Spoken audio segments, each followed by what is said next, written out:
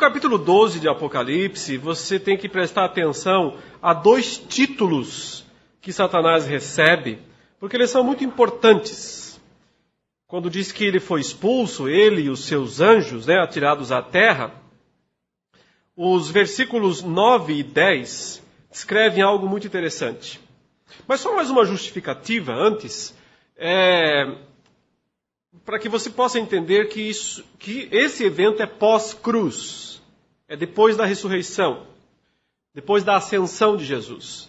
Eu não estou dizendo que Satanás caiu moralmente nesse momento. Ele é um caído moral desde lá de Gênesis 3. Quando ele se apresenta para Eva, ele já é um ser caído moralmente, espiritualmente. Mas ainda tem um cargo, ainda tem uma função de acusador.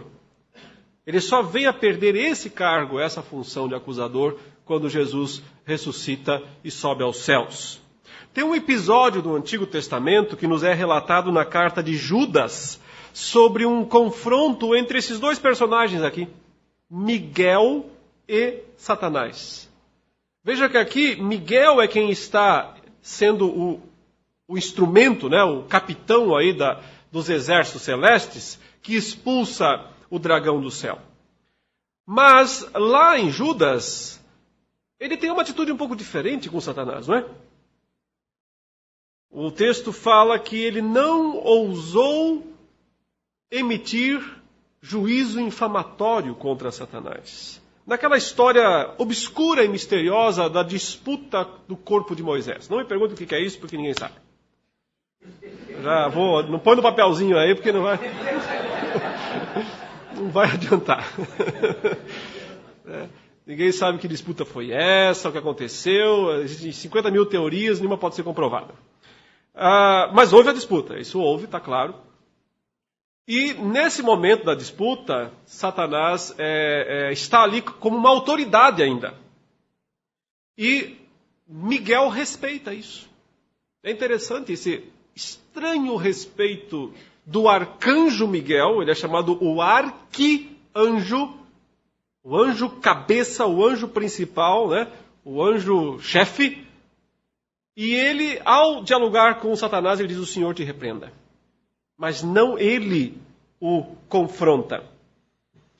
E Judas está usando esse exemplo, se você lembra,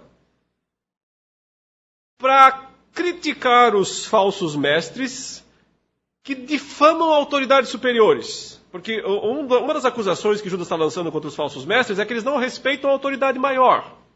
Eles são uns insubordinados, eles não respeitam autoridades superiores. Provavelmente uma referência aos próprios apóstolos, ou a organização da igreja, os presbíteros. A gente não tem certeza exatamente o que Judas está falando, mas ele está falando que aqueles falsos mestres, eles não são pessoas que respeitam autoridades maiores, eles são insubordinados. E cita o exemplo de Miguel e diz: olha, o próprio Miguel, o arcanjo Miguel, quando foi disputar o corpo lá de Moisés com Satanás, não o difamou. Não difamou o que então? Uma autoridade superior. Se essa é a lógica que Judas está seguindo, ou seja, os falsos mestres difamam autoridades superiores, ele usa esse paralelo para dizer: mas Miguel não fez isso. Então, ele está dizendo que Satanás tinha um cargo de autoridade, que nesse sentido era superior ao cargo do próprio Miguel. E que Miguel apenas disse: o Senhor te repreenda. Mas aqui em Apocalipse 12, 7, não tem esse negócio do Senhor te repreenda, é pau nele. Ele o expulsa, é guerra, é violência, é pela força. O texto diz: houve peleja no céu. E Miguel e os seus anjos expulsaram violentamente Satanás e seus anjos de lá. Eu não estou pretendendo que isso aqui seja uma leitura a ser interpretada literalmente. Eu já disse desde o começo que eu não vejo nenhuma dessas passagens do Apocalipse, a não ser que eu seja forçado pela própria passagem a interpretar literalmente. É apenas uma descrição simbólica, não estou dizendo que houve uma guerra mesmo de anjos. Eu estou dizendo que o texto usa essa simbologia para mostrar como as coisas mudaram para Satanás. Quando Jesus morreu, ressuscitou e subiu aos céus. Como ele foi perdendo todos os seus trunfos, todos os seus cargos, todos os seus direitos. Foi sendo despojado.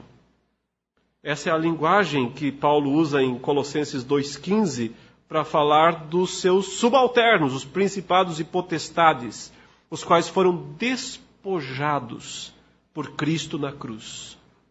E despojando os principados e as potestades, publicamente os expôs ao desprezo, triunfando sobre eles na cruz.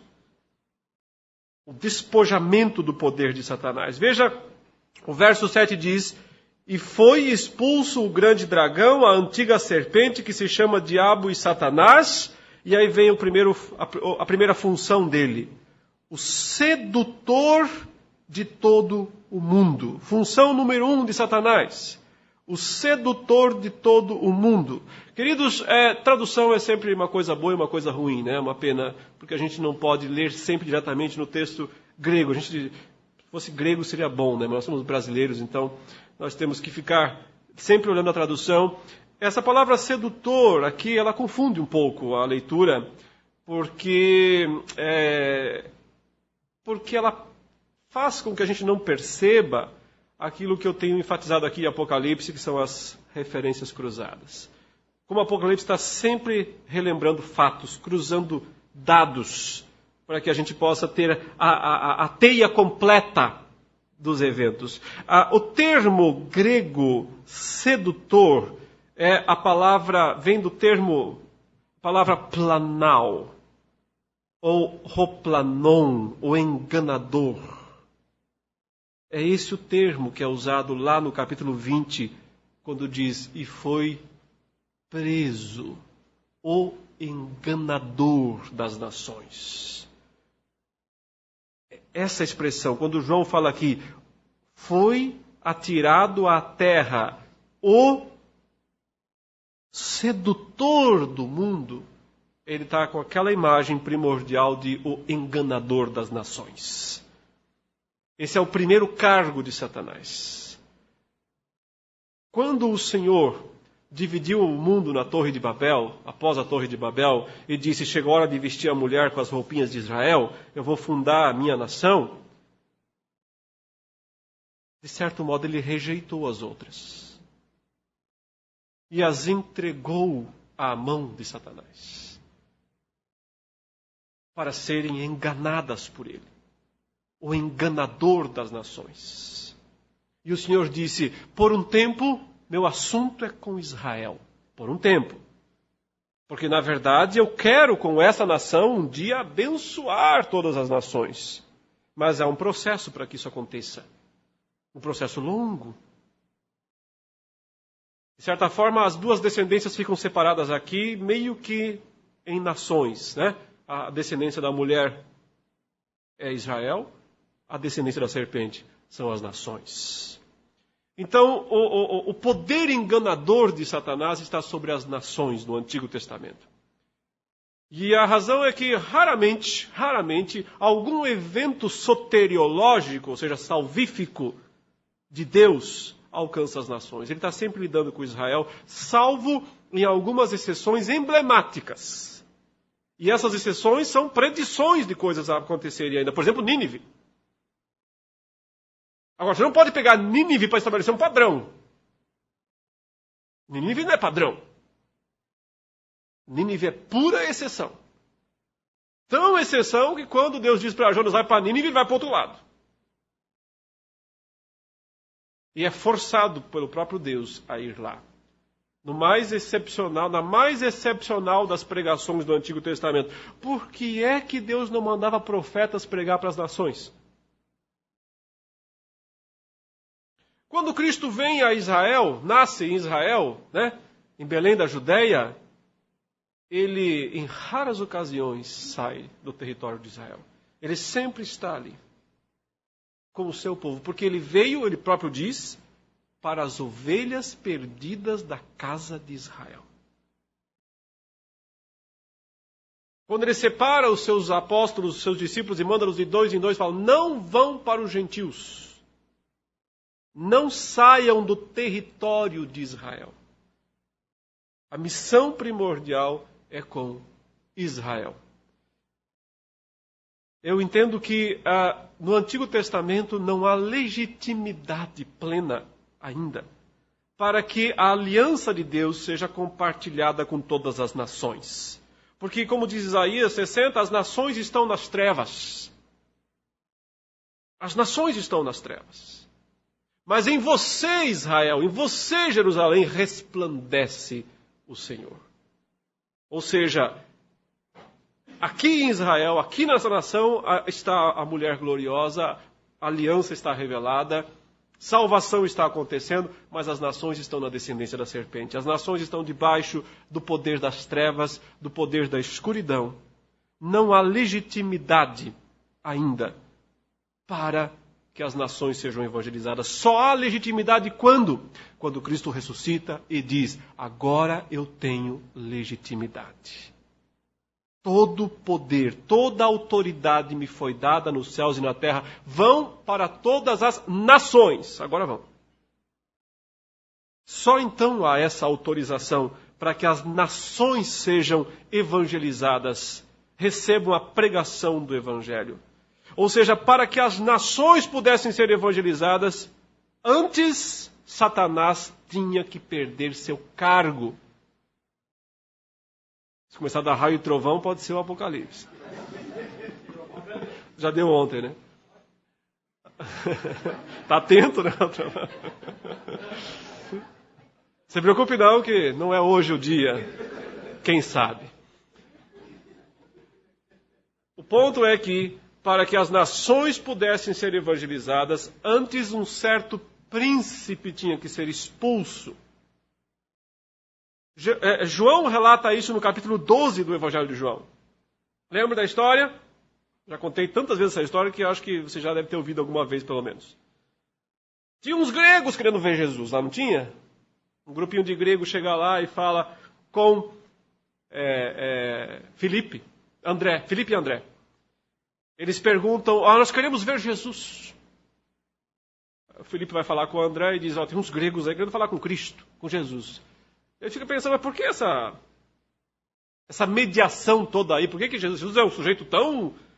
Tem que marcar horário para falar com ele? Tem que ver com a secretária se ele pode atender? É isso? Não é isso. A questão é que aqueles são estrangeiros, são gregos. E um rabino judeu não pode receber estrangeiros. Tem uma questão ética aqui, tem uma questão religiosa, aliás. Mas o Filipe e o André falaram, mas ele já fez tanta coisa estranha que não custa nada nós ir lá e falar para ele desses gregos. De repente, deixa ele decidir, não vamos nós tomar essa decisão. E quando o Filipe e o André chegam até Jesus e dizem, tem uns gregos aí querendo falar com o senhor, tal, a gente... Enfim, o senhor que sabe. Aí Jesus começa, e agora que direi eu? Pai, passa-me esse cálice. Mas se foi exatamente por isso que eu vim a esse mundo. Olha só, essa semente de cair no chão, se ela não morrer, ela não produz fruto. Mas se ela morrer, ela produz muito fruto. Eu fico só imaginando no Filipe e no André ali. Os gregos. Vai, não. Tudo, tá bom. A gente manda eles embora, se esse é o problema. Porque parece que Jesus não fala nada a ver. Parece que ele tem um problema ali. Começa a falar coisas que parece que não tem nada a ver, não é? Olha aí.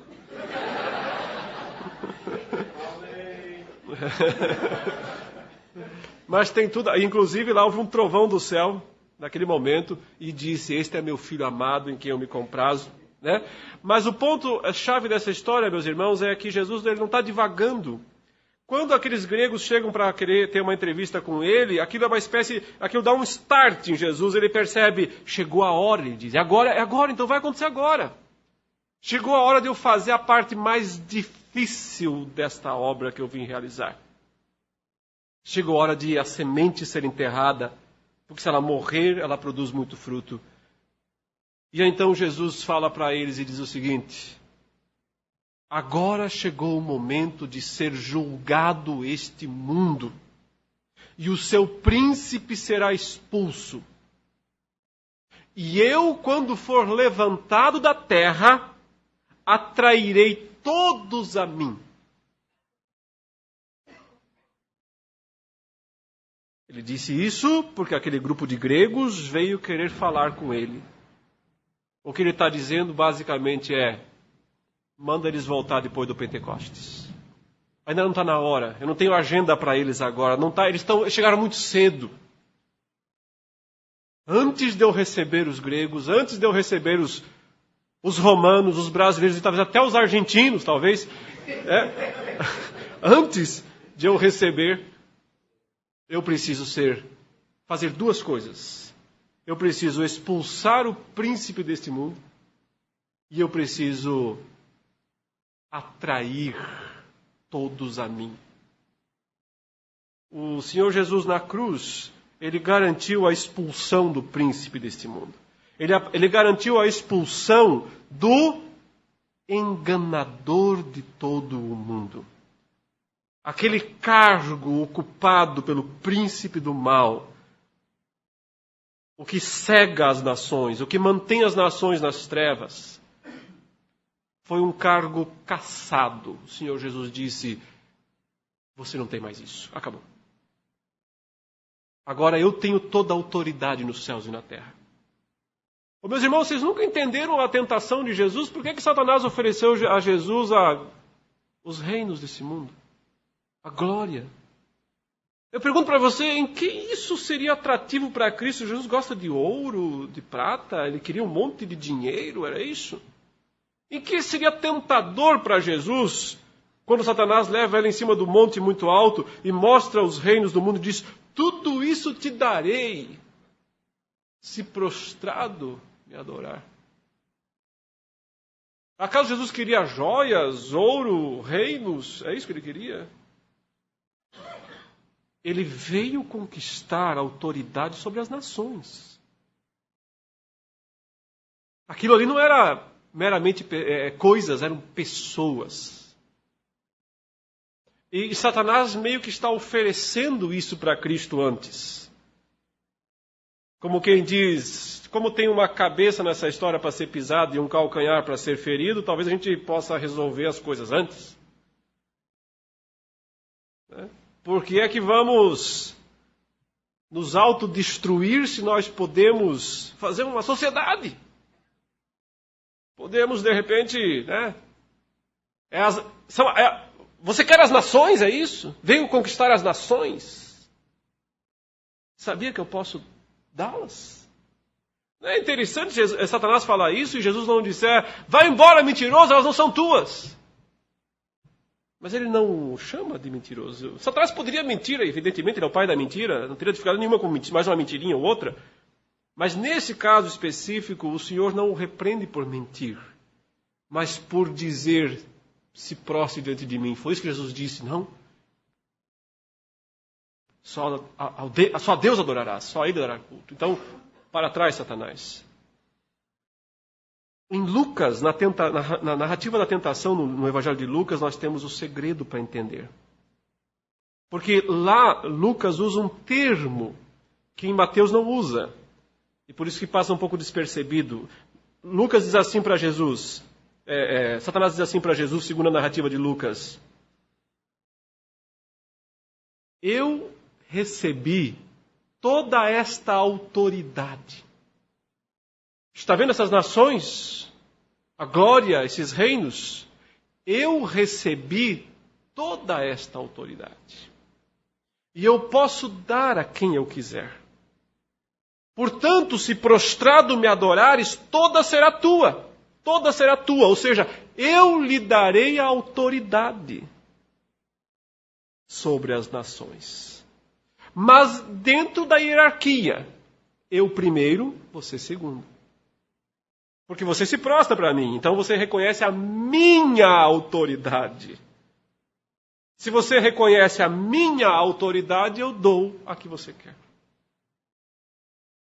A grande questão ali é que se Jesus se prostrasse perante Satanás, ele estaria validando uma autoridade usurpada. Ainda que seja uma autoridade concedida por Deus, ela é concedida sob meios ilícitos, porque é por causa do pecado, é por causa da queda, é por causa do poder de acusação que ele tem. Por isso Jesus diz, para trás, Satanás. Desapareça, suma daqui. Porque está escrito, só Deus tem autoridade de ser adorado. Só Ele pode ser reconhecido como autoridade legítima. Mas quando Jesus ressuscita e aparece aos discípulos, parece que o evangelista fez assim, Ctrl+C, Ctrl+V. Ele copia as palavras que Satanás disse. Ele disse, toda esta autoridade me foi dada. E Jesus diz, eu recebi, me foi dada. Mesmas expressões no grego.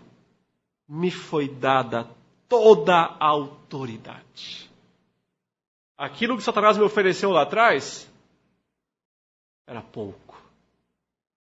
Aquilo era sobre os reinos. Mas eu conquistei por minha obediência a Deus, toda a autoridade. Sobre um reino humano, céus e terra. Eu recebi a autoridade sobre céus e terra. Ou seja, compensou.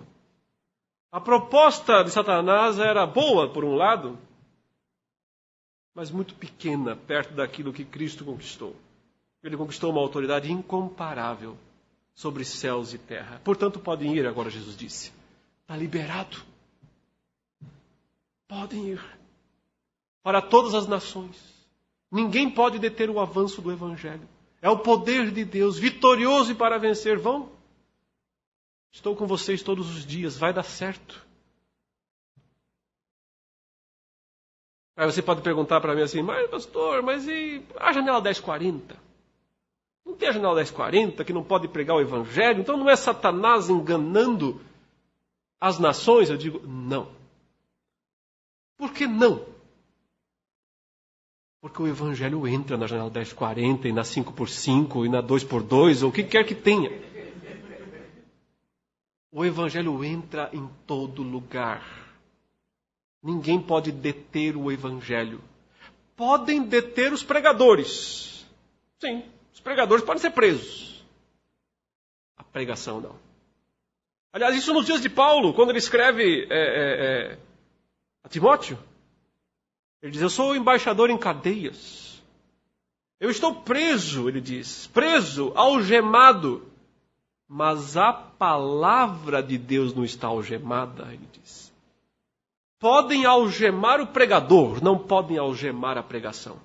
Podem algemar, sim, o missionário, não podem deter a missão. Se Satanás prender todos os missionários do mundo, ainda assim a pregação continuará livre e alcançará os confins da terra. Porque quem a impulsiona é o cabeça, que estabeleceu um reino esmagador. E esse reino é imbatível, ninguém pode detê-lo. Ele avança por todo o mundo. Veja que ele diz, foi expulso o dragão, a antiga serpente, se chama Diabo e Satanás, o enganador, leia então, em vez de sedutor, o enganador de todo o mundo. Sim, foi atirado para a terra e com ele os seus anjos. Então ouvi grande voz do céu proclamando, agora veio a salvação, o poder, o reino do nosso Deus e a autoridade do seu Cristo. Olha a palavrinha mágica aí. Autoridade do seu Cristo, pois foi expulso o segundo cargo. Segunda função. O acusador de nossos irmãos. Aqui é a função para Israel. Aqui é a função direta. Para as nações, enganador. Para o povo de Deus, acusador. Função dupla, portanto. Quando ele aparece no Antigo Testamento em relação a Israel, Jó, por exemplo, que é um descendente, né, da promessa, está na descendência da mulher, ele é um acusador. Quando ele aparece lá em Zacarias para acusar o sumo sacerdote Josué, ele é um acusador. A função dele com Israel é acusar. Legalmente, juridicamente. Porque Deus não tinha ainda exercido justiça absoluta. Mas assim que o Senhor Jesus deu sua vida, pagou o preço, despojou os principados e potestades, quem intentará acusação contra os eleitos de Deus? É Deus quem os justifica. Quem os condenará, Paulo pergunta. É Cristo Jesus quem morreu, ou antes quem ressuscitou, o qual está à direita de Deus e intercede por nós. Quem nos separará do amor de Cristo? Tribulação, angústia, perigo, fome, espada, principados, potestades, todos pisados, todos debaixo dos seus pés. A ideia é, lá no céu você tem a cadeira do juiz, em frente está o réu, e do lado tem o acusador. Mas então houve uma troca.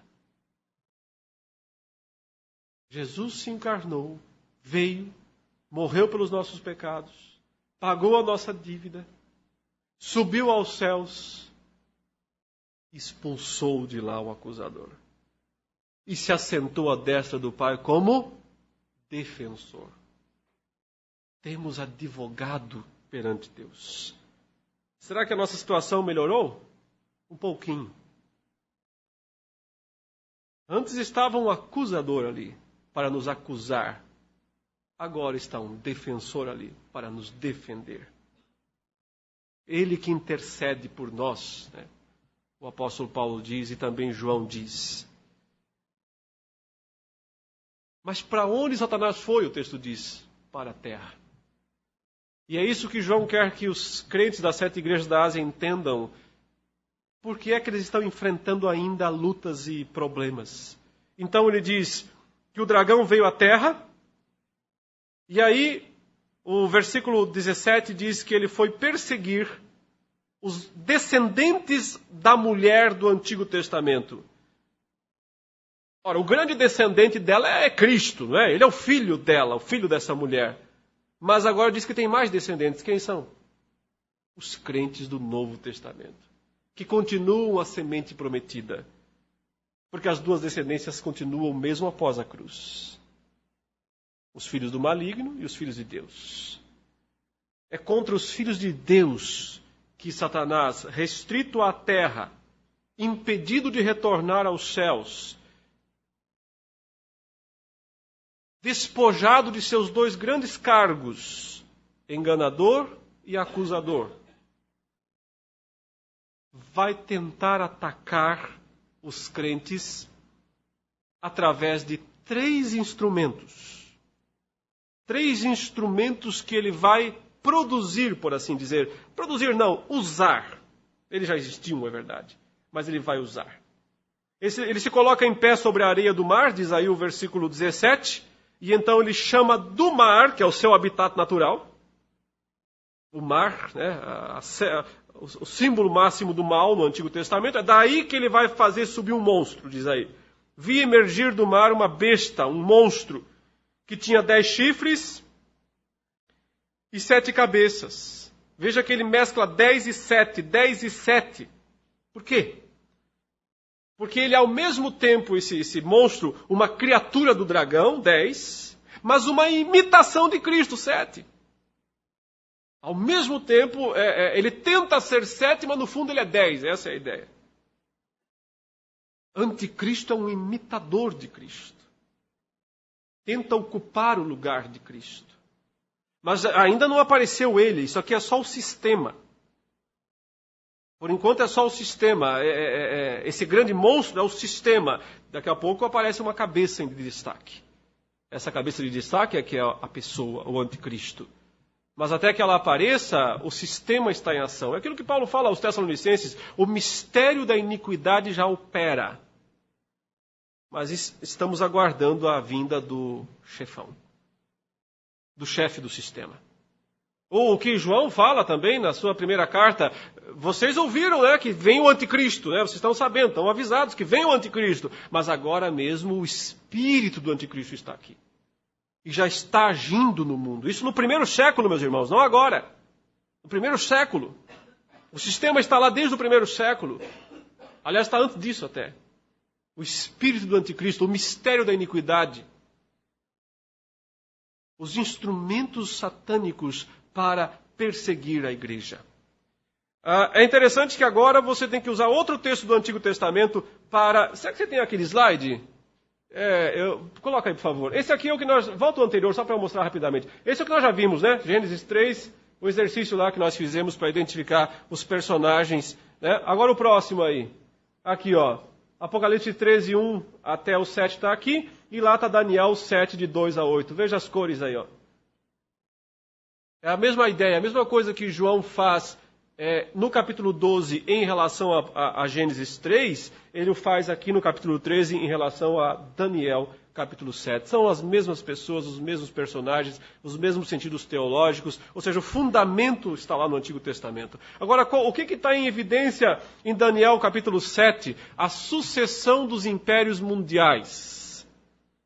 Começando com Babilônia, depois vindo o Império Medo-Persa, depois o Império Greco-Macedônio, de Alexandre, né, o Grande, e a divisão nos 4 generais, que ficam 2 apenas, os Ptolomeus no Egito, os Seleucidas na Síria. Aí nós temos o início dos pés de barro da estátua de Daniel, até que surge Roma, o 4º animal. O terrível, o pior de todos. O que João está vendo? Ele está vendo 4 em 1, pela ordem inversa. Veja aí, os animais que sobem do mar, diz lá. O primeiro é leão, o segundo é urso, o terceiro é leopardo, e o 4º animal é terrível e indescritível. Veja a inversão. Primeiro aparece o 4º animal, a besta, o monstro, que tem em si mesmo, na ordem inversa, leopardo, urso e leão. É como se é o seguinte, Daniel está olhando para frente, João está olhando para trás. Essa é a ordem. Daniel está olhando a sucessão futura dos impérios. Olha, agora nós temos o Império Babilônico, depois vem o Império Medo-Persa, depois vem o Império Greco-Macedônio e depois vem Roma. Eu estou olhando para trás dizendo aqui está Roma. E o que ela é? A consequência do Império Greco-Macedônio, a consequência do Império Medo-Persa, a consequência do Império Babilônico. Ou seja, ela reúne em si todos esses impérios. Instrumento perseguidor. O instrumento do dragão para perseguir. Mas observe que no verso 3... depois que o dragão dá a ela o poder, o seu trono e grande autoridade, quer dizer, o que ainda lhe resta, já que ele perdeu o lugar nos céus, ele passa o que ele ainda tem na terra para essa entidade. Parece ser a ideia de que ele diretamente não pode agir mais, porque ele foi restrito por Cristo. Mas ele pode usar de instrumentos. E o primeiro instrumento aqui é a figura de Roma como grande império. Mas com um destaque para uma das suas cabeças, que no verso 3 diz que uma de suas cabeças como golpeada de morte, mas essa ferida mortal foi curada. Talvez isso seja, assim, uma profecia do anticristo, uma das cabeças do grande animal, do grande monstro, que ainda deve aparecer, que ainda deve vir. O fato é que esse grande monstro recebe condição de pelejar contra os santos e os vencer, o texto diz no versículo 7. Até que chegue o momento em que, através desse instrumento, o dragão consiga recuperar a autoridade que ele perdeu. Porque ele perdeu o poder de enganar as nações. Mas através desse instrumento ele tenta minimizar isto. e tenta reverter isso, até que ele consegue. Porque no fim o Senhor o solta, essa é a ideia. O Senhor o liberta das suas correntes e ele sai e engana as nações outra vez. Até que ele recupere a autoridade sobre as nações. O verso 7 dá essa ideia. Deu-se-lhe ainda autoridade sobre cada tribo, povo, língua e nação. Ele perdeu isso quando Cristo o expulsou dos céus. Mas ele recupera isso no processo, através do uso da besta. Da primeira besta, a besta do mar. E o que resta aos crentes, ele diz aqui, resta aos crentes resignação diante do poderio da besta. O verso 8 diz, adorá-la-ão todos os que habitam sobre a terra, aqueles cujos nomes não foram escritos no livro da vida do Cordeiro que foi morto desde a fundação do mundo. Se alguém tem ouvidos, ouça. Se alguém leva para cativeiro vai. Se alguém matar a espada, é necessário que seja morto a espada. Aqui está a perseverança e a fidelidade dos santos. O sentido desse texto aqui, na língua original, ele também se perdeu um pouco na tradução. E um dos motivos foi porque a revista atualizada, ela seguiu uma família de manuscritos que a gente chama de texto receptus, nessa parte. Geralmente ela segue a família de manuscritos dos textos críticos. Isso é um assunto para os mais iniciados, né? Só os gnósticos entendem isso. Mas nesse ponto, curiosamente, ela manteve a leitura do texto receptus. Isso já foi corrigido, por exemplo, em edições mais modernas da Bíblia, como na Nova Almeida 17, uma Bíblia que eu tenho recomendado, inclusive. A Nova Almeida 17, ela é uma tradução que segue aqui a família da Almeida, muito boa, mas nesse ponto a tradução é mais exata, ela diz assim, se alguém tiver que ir para cativeiro irá. Se alguém tiver que ser morto à espada, é necessário que seja morto à espada. Aqui está a paciência dos santos. Em outras palavras, ele está citando Ezequiel outra vez, é uma citação literal de Ezequiel, e o ponto exatamente é esse. Se o Senhor destinou para você cativeiro, é cativeiro. Se o Senhor destinou para você morte pelo segundo cavaleiro, ou da espada, é o que você terá que fazer. Se vocês das 7 igrejas da Ásia estão destinados a serem mártires como Antipas, tentar evitar isso é tentar evitar a bênção de Deus. A paciência dos santos está em aceitar o destino que Deus tiver.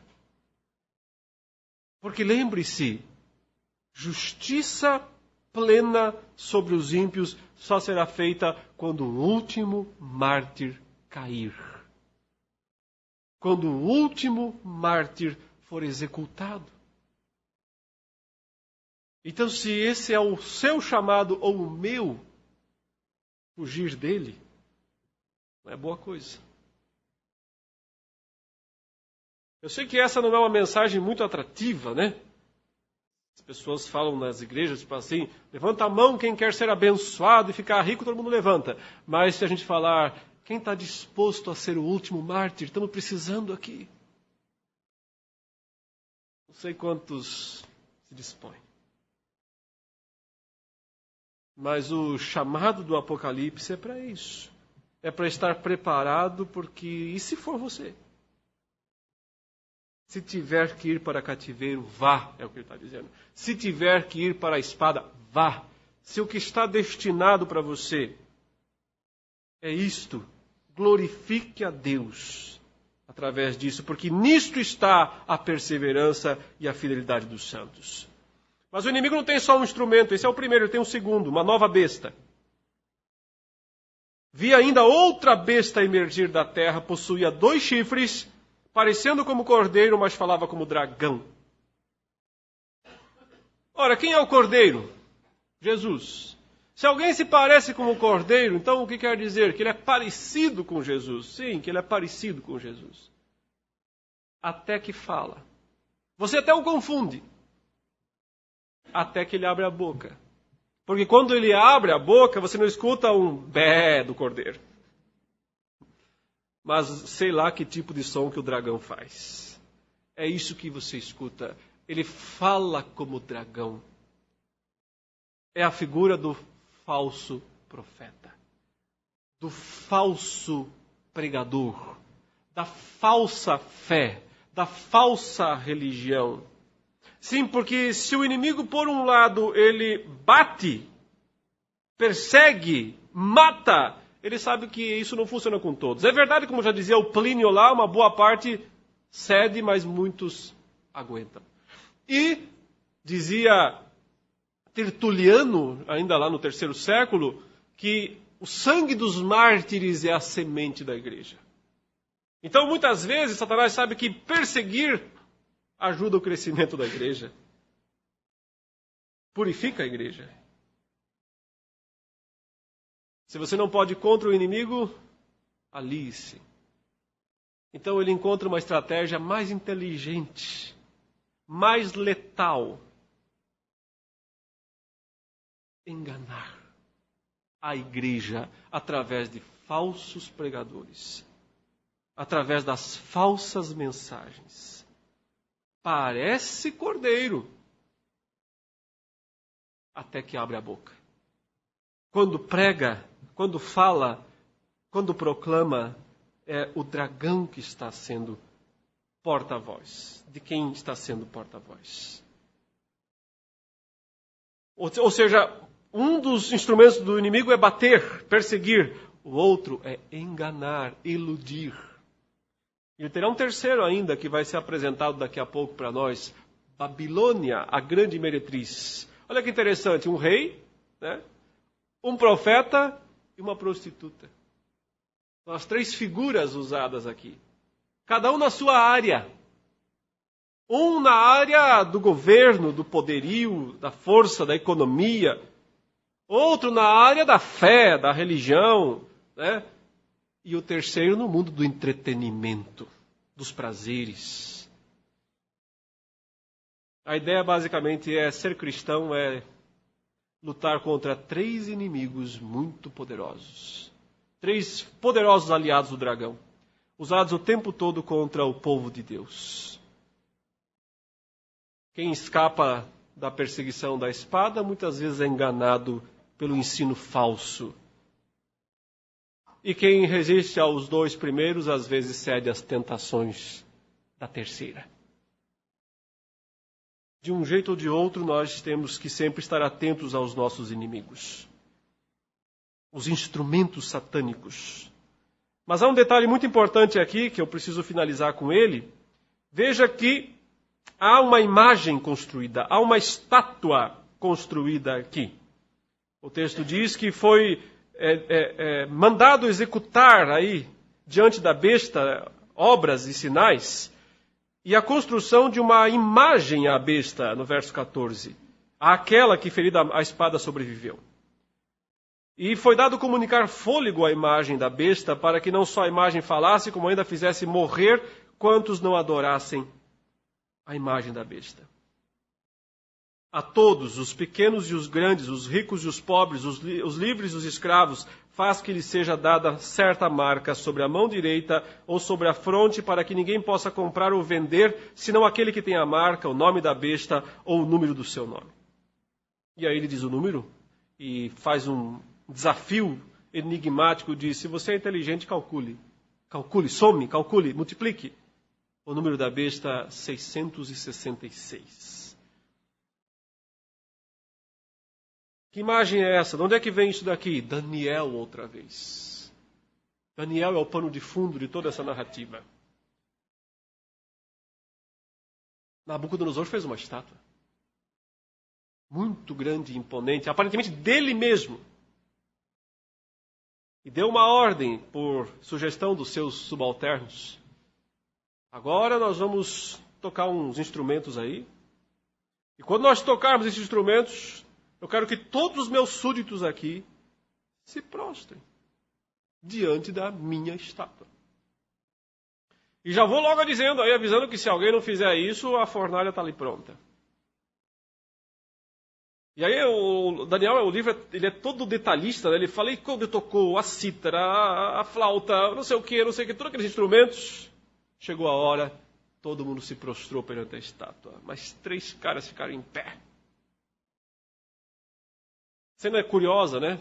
Toda aquela multidão prostrada, 3 homens apenas em pé, diante de Nabucodonosor. Aí os caras vão lá e falam, tem 3 caras aqui que não se prostraram. Mas esse texto é muito curioso, sabe? Por causa que eram os únicos 3 judeus que estavam na Babilônia naqueles dias. Uma das dúvidas nossas é onde é que está Daniel, mas provavelmente ele está representando o rei em algum outro reino. Ele era o emissário, ele era um administrador. E ele passa por um teste parecido depois sozinho. Então ele não ficou de fora desse teste. Mas nesse momento ele não participa porque ele não está ali. Mas outros judeus estão ali. E todos se prostraram. Todos. Só 3 não. O que o Apocalipse está dizendo para os crentes das 7 igrejas é: dizer que é crente não significa nada. Se na hora em que você tem que ser fiel, você cede. Se na hora da pressão por medo das consequências, você cede.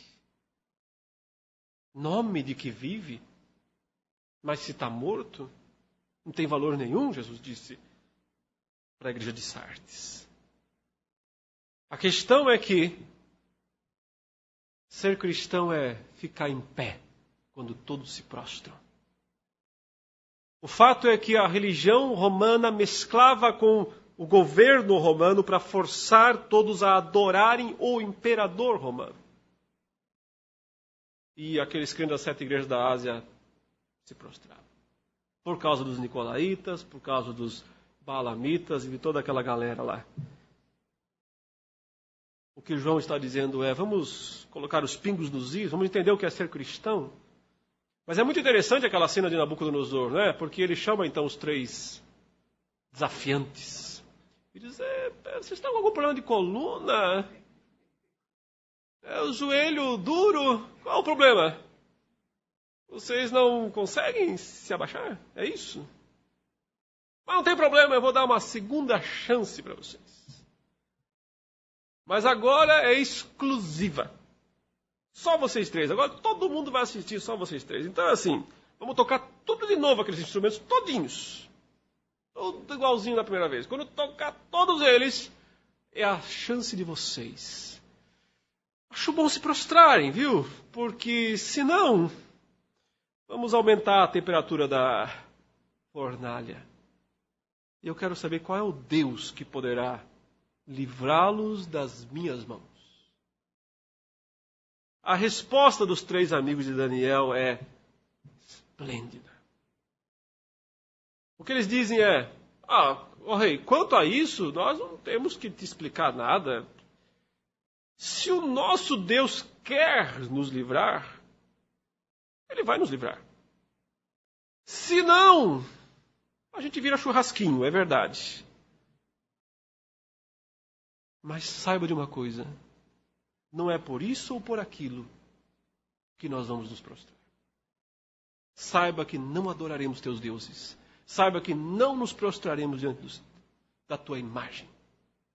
Se já quiser mandar para a fornalha agora, outras palavras, não perca tempo. Mas mesmo assim o Nabucodonosor faz o teste e os 3 ficam em pé. Isso é o espírito de um mártir, de uma testemunha. É isso que o Apocalipse quer descrever com essa cena. O que ele quer dizer é o seguinte, talvez você não seja morto. Mas a sua resposta tem que ser essa. Se Deus quiser me livrar, Ele vai me livrar. Se Ele não quiser me livrar, eu vou arder. De um jeito ou de outro, não adorarei os teus deuses. Eu não vou me prostrar, eu não vou me comprometer com a idolatria deste império. E nós sabemos o fim da história dos 3 amigos, o Senhor andou com eles no meio do fogo e os livrou, é verdade. Mas Antipas morreu. O Senhor não livrou Antipas da morte. Provavelmente foi decapitado pela espada, como um cidadão romano. Ou seja, nós não obedecemos a Deus porque achamos que Ele é obrigado a nos salvar, a nos livrar. O que os 3 amigos disseram é independente. Não faz diferença, o Nabucodonosor. Para nós isso não faz diferença. A nossa fidelidade não está construída no que Deus vai ou não fazer. Isso não faz diferença. Se Ele quiser nos livrar da fornalha, Ele livra. Se Ele não quiser, Ele não livra. Isso não muda nada. A nossa fé, nós não vamos nos prostrar. Agora, o problema dos crentes das 7 igrejas da Ásia, eles estão tentando encontrar instrumentos para se livrar da fornalha. E João está dizendo, isso não é ser crente. Ser crente é ser como os 3 amigos de Daniel que não se prostram. Irmãos, há coisas infindáveis a falar sobre os 666, vocês sabem. Muitos fazem um monte de teorias, imaginam coisas que possam acontecer no futuro, recursos tecnológicos, etc. Eu só digo a vocês, não faria sentido nenhum para os crentes das 7 igrejas da Ásia se Jesus estivesse falando de um chip. Imagino que eles não teriam como pensar, peraí, chip, pode explicar melhor, João, esse negócio? É que um dia vai ter o pessoal lá na Califórnia, eles vão criar um sistema lá. É o problema de ler o Apocalipse e querer enquadrá-lo. Lembram Leonor, a rainha que mandou pintar o quadro lá no começo da história, e ela estava dentro do quadro? O problema é esse. As pessoas querem pegar o Apocalipse e aplicar para um período, uma época, um momento, uma situação, e dizer aqui está cumprindo tudo. E quando fazem isso, elas decepam o Apocalipse, elas cortam ele, elas o reduzem, o limitam. João está escrevendo para aqueles crentes em primeiro lugar. Isso tem que significar alguma coisa para eles. Também significa para nós, obviamente. Mas para eles estava muito claro. Para eles significava se submeter aos padrões idolátricos do Império Romano. Se submeter às exigências idolátricas do Império Romano. Ao se submeter às exigências idolátricas do Império Romano, eles estavam livres para comprar, para vender, para participar das corporações comerciais, das guildas comerciais, continuar abastecendo Roma com púrpura, com linho, com cravo, canela, aromas. Eles estavam livres para fazer todo o comércio deles. Mas se eles se negavam a se prostrar perante a estátua, as sanções começavam. E a primeira das sanções era justamente ostracismo comercial. Fora do sistema, fora de compra e venda, fora de negociação. Isso redundava em pobreza, em dificuldade financeira, em uma série de coisas que muitos não queriam passar. Um preço que as pessoas não queriam pagar. Para eles era muito simples isso. Eu não sei se quando a cabeça ferida aparecer, ela vai criar, o anticristo, alguma coisa específica aí nesse sentido. Se criar, nós vamos estar espertos, né? Vamos ficar de olho aberto. Eu só sei de uma coisa, que se não tiver relação com crer e descrer, não tem valor nenhum. Não tem perigo nenhum. Isso aqui não é pegar um cartão de crédito, isso não é uma atitude moral. Isso aqui não é, se tivesse um chip hoje de verdade, pensou, vamos colocar um chip na mão aqui para a gente poder passar a sua identidade por aí. Qual o problema disso? Zero, nenhum. A menos que você fosse forçado a fazer uma escolha religiosa. Para receber isso, você tem que negar a sua fé em Cristo. Ai, sim. Mas aí o problema não é o chip, aí o problema é a fé que você tem que negar. Mas isso seria um teste. Se o governo chegasse para nós e dissesse, está aqui, a partir da manhã, para você poder continuar comprando e vendendo, você tem que fazer uma declaração dizendo aqui, eu rejeito a Jesus como Senhor e Salvador e tal, tal, tal. Alguém seria enganado por isso? Não, seria lógico, óbvio. Pode ser que alguns assinassem, é verdade, mas outros não. Porque isso seria tentador, não seria tentador. Não, o inimigo ele opera pelo engano. O engano é a sua principal atividade. Aqui está o falso profeta. É ele que impõe a marca da besta. Então isso tem que ser uma coisa muito mais enganadora do que parece ser. E por isso, na minha opinião, a marca da besta é simplesmente o que o texto diz aí, se prostrar diante dela. Porque todos aqueles que não a adoram, o texto diz, são mortos. Quem não se prostra diante dela, paga o preço. O preço de perder privilégios e o preço de perder a própria vida, em última instância. Nos dias atuais, nós continuamos lutando com esses dilemas. Não é fácil ser crente neste mundo que vivemos. Não é fácil trabalhar para uma empresa que nos obriga a mentir, fraudar, enganar. Mas muitos crentes se submetem a isso. Não é fácil ter um negócio nos dias atuais, ter uma empresa. Que tal você ser um dono de um posto de gasolina hoje em dia lá em São Paulo? 99% deles adulteram combustível. Só o seu não. Você vai quebrar. Você vai falir. Mas eu imagino que tem um monte de crente dono de posto de combustível em São Paulo. E o que eles fazem? Eles adulteram igual. Porque todo mundo faz. Porque todo mundo pratica.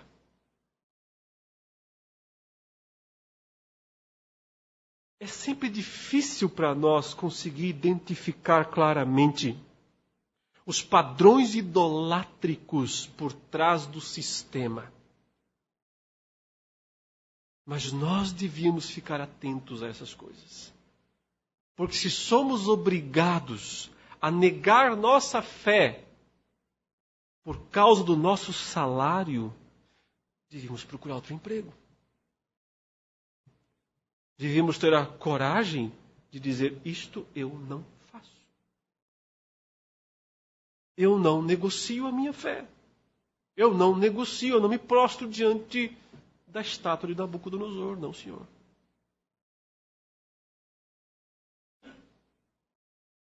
Nem todos têm coragem de tomar atitudes assim, mas é o que João está dizendo que os crentes lá deviam fazer. Se você vai perder a sociedade em Tiatira, o que é melhor? Continuar nadando no dinheiro de Roma e ir para o lago que arde com fogo e enxofre? É isso? É bom negócio? Certamente não é. O custo a ser pago nesta vida é pequeno. A Bíblia fala, perto do eterno peso de glória a ser revelado. Então, resumindo, eu sei que ficaram de fora aqui muitas coisas do livro, mas a grande mensagem de Apocalipse é, vocês têm que ser testemunhas. E testemunhas são pessoas que vivem e morrem por Cristo. Isso quer dizer que elas não vão abandonar seus padrões de fé, de confessionalidade, para ter vantagens. E também não vão abandonar por medo de sanções. E não vão abandonar sequer se forem perseguidas e até mesmo processadas e até mesmo condenadas, até mesmo mortas. Essas testemunhas elas vão continuar dizendo, eu sei em quem tenho crido. Esta é minha fé, esta é minha postura. Se o meu Deus quiser me livrar das suas garras, Ele o fará. Se Ele não quiser, Ele não o fará. De qualquer maneira, eu não vou me prostrar. Então faz parte da vida cristã analisar as coisas que nós fazemos nesse mundo para verificar se nós não estamos cedendo, vez ou outra, aos padrões idolátricos. Se estivermos, quer dizer que vamos para o inferno? Não, o Senhor diz, veja onde você caiu. Arrepende-te e volta à prática das primeiras obras. O Senhor está oferecendo arrependimento sempre à sua igreja. Aliás, para a pior delas, Laodiceia, ele diz: eu estou à porta e bato. Vocês que já estão para lá de Bagdá, literalmente, já estão entregues praticamente a todo o espírito do anticristo, ainda estou batendo. Abra a porta. Vamos cear. Vamos ter comunhão verdadeira. Não só nome de crente, mas crente de verdade. Vejo outra, às vezes por descuido, às vezes por nós cedemos aos padrões idolátricos do mundo. Não quer dizer que já estamos carimbados com a marca da besta. Mas se nós persistimos nisso, e de forma praticamente justificada, como faziam os nicolaítas, os balamitas, os jazabelinos, nós continuamos isso, isto é a marca da besta. Se não há arrependimento, se não há desejo de mudança, então significa que há uma conformidade com o padrão do mundo. Nesse caso, não há salvação. Mas a oferta do Senhor está feita. E o livro do Apocalipse tem esse grande interesse em nos ajudar a sermos verdadeiros adoradores de Deus e não do dragão. Um dia o dragão será jogado no lago que arde de fogo e enxofre. Um dia todos os ímpios serão esmagados. Um dia o juízo final se consumará sobre todos eles. Mas até lá, embora os céus estão limpos e o Senhor governe céus e terra, na terra ainda o reino esmagador tem que avançar, cabeças têm que ser totalmente pisadas. Só quando a última delas, a morte, for pisada, fim de papo. Acabou tudo aquilo que nos atormenta. Não tem mais mar. Novo céu e nova terra. Mas até lá ainda tem mar. E já temos que viver com esses vai-vens do mundo sob essa autoridade usurpada que Satanás ainda exerce. Agora ela é usurpada. Antes ela foi legal. Mas ela deixou de ser legal quando Cristo o despojou na cruz.